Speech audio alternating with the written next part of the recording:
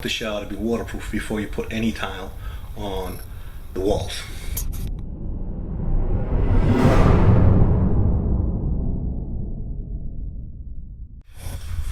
Okay, so if you don't want a leaky shower, you have to waterproof. A lot of guys will just install the Durock on the walls or whatever and then start tiling and not even think about waterproofing. That's destined for failure and destined to leak. So let me just go over a few things that you need to know about waterproofing and the most critical areas in a shower where leaks usually happen. So anyway, here I have I'm doing a Laticrete Hydro Ban Board system, and I'm using Hydro Ban.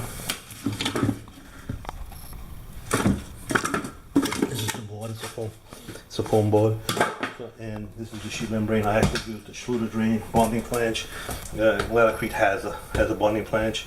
I just happen to have this bonding flange, Schluter bonding flange left over, so I use that instead.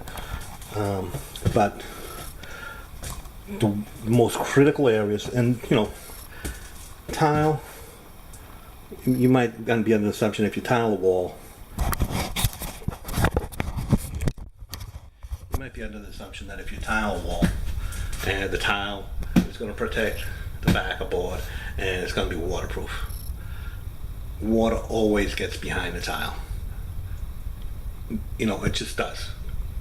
If you don't believe me, I don't know what else to say, but water does always get behind the tile. So you want the shower to be waterproof before you put any tile on the walls. So like I was saying, Laticrete system, and I use the liquid applied waterproofing membrane to seal all the corners, the seams, and I still got to put this on the floor here. I got the mud down. I just folded that over, and I folded this over, and then I'm gonna do the waterproofing around the other sides to seal this up. But anyway, so the most critical areas where you're gonna have water penetration is in the corners, on the bench in the back, anywhere there's a corner where water can pool, and at the curb.